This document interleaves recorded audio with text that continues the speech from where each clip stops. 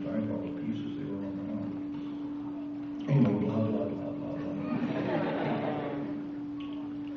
I'm curious about the sort of behind the scenes also, just in terms of you're building upon this. Maybe there wasn't a set ideological agenda of Monkees to be subversive or adversarial in this way, and yet on the same brief commentary that you're referring to, he talks about how one of the strategies that Monkees used was always use first-time directors, because first-time directors had no sense of rules, and so they should just do. Well, yeah, but you can look at that as two ways. You can look at that as anarchistic or just ignorant. There are some rules to filmmaking. Yeah, do you think, like, sort of the Monkees whole project, the sort of not know what you're doing, right? The sort of like the sort of madness of the project. How do you see that in retrospect as being, formative to what Monkees was? How much of it were you really in control of? Well, my gut reaction to that is none, zero. But I think at times, I would have fights. I would have these notorious fights around because I was trying to figure out a lot of what was going on. A lot of it had to do with the music, because the music was critical path to me. I thought, you cannot do this show with 1960s sensibility Hollywood commercials as the music bed. Not in the age of the Beatles. And for me, not in the age of rock and roll, and not in the age of Texas blues. You can't do that. It's got to be real. Now, Kirshner, who was a fierce adversary to me, and I was to him, he was an excellent songcrafter, pop songcrafter, and he put himself in a position of saying, I want to control the music here, and I want this to be done a certain way. And for the most part, he was right. He got Tommy and Bobby involved. He got Gerald and Carole King. He got Barry Mann, Cynthia Wild, and Neil Diamond, and so forth. And he did a wonderful job of those early records. I think they're some of the best pop songs ever.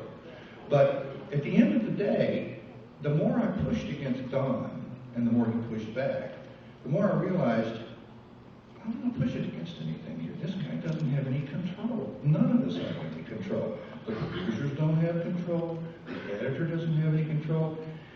So does it mean it's out of control? Well, it was under the control of something. And whatever it was under the control of then, it's under the control of now. And I suspect, not being a Monkees fan, I suspect that is a common bond we all share. That there's something that made that thing happen and pop in and work that lives with us all forever. Now, the fact that it happened at, some critical prepubescent time, I think, is salient and is important, and you got to look at. But that bores the hell out of me. And so I just don't think about that. Well, okay, that's probably true. But at the end of the day, didn't I just say end of the day? Well, that's the end of the day. Over.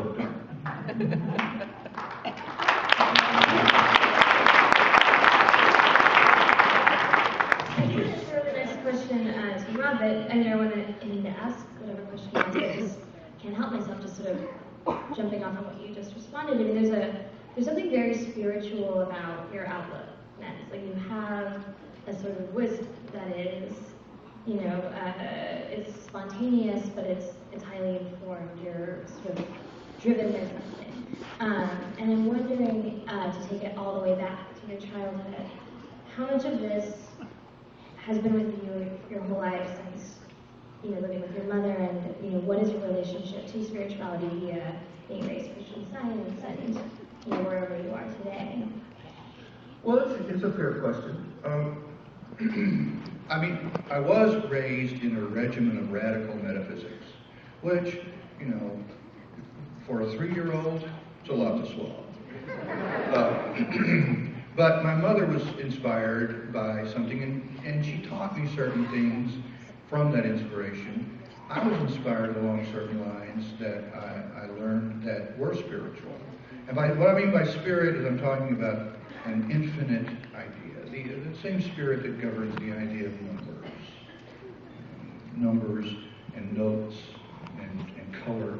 The spiritual sense of the number 2 is not confined to the mark that makes the number 2. We all understand that, and we deal with it routinely. We deal with these ideas, these infinite ideas. So spiritually, it was my approach to everything. It was my approach to the Monkees. Now, I'm going to come back to the music. When I was, 9 years old, I don't know, just tiny, I would see people play musical instruments. One particular guy played the organ in a music store, and he played things like Tico Tico and Frenesy and stuff like that. And I thought, that is the coolest thing I ever heard, because I was 9. It's the coolest thing I ever heard. How is he doing that with his thinking? He's obviously not doing it with his body. He's making his body do it. How does he do that? That's cool. Well, I found out that there were certain kinds of music and certain sorts of things that happened that were inspiring on that level, and it made it well up in me. And so the music that was in the Monkees, I approached spiritually. I approached, does it inspire? Does it make things happen inside me? And had I not been quite so adversarial to Don Kirshner, I think I could have understood more what he was after. But I was fighting for something. I was fighting for a basic roots kind of music. And Don was fighting for pop music. He said, no, you don't do pop music, you do it this way. And so I never quite got completely grounded inside the Monkees music the way I wanted to. But I did get something out of it that was deeply spiritual and deeply meaningful to me. And the same thing happened with the storylines and so forth. I thought, this is a little shallow, boys. And it's like, no, it's not shallow, it's fun. Don't get your britches up your legs so far. Just hang out with it and have a good time. And I think, yeah, there's something to that. As I've gotten older, that's informed it more and more and more, because in this spiritual sense, while it was precise, and while it's a beautiful, it provides me with a beautiful access to ideas, it also has a gentle, loving kindness to it that's just easy. Take it easy. And so there was something about that with the Monkees too. They were frantic and raucous, but they were not manic. There was an easygoing kind of, we can all make this work. What? Yeah, there's a trust in the sort of subversiveness of, let's throw everything at the wall and see what sticks. Yeah. Let's let these techniques be employed without really necessarily testing them with an audience or proving that this will somehow be, give 10,000 more laps than this other way of doing it. It's like you get the sense that there's an experimentation, there's a trust in you just being allowed to go within the loosest sort of construct. And I don't know, that spirit carries through, and I think that it always strikes me as interesting that there's that happening at the same time. You have these battles for control that are sort of overriding the thing or kind of blending with the thing. I think it can be so kind of chill at the same time, that there's the same kind of tension. Well, what I'll say in closing, is that overriding spirit of the easygoing is what has pervaded, persisted, is perpetual, and is here now. That's what's going on. It's just kind of, this is a good time. That's it, guys. Thanks, Rachel. Thanks, Rob.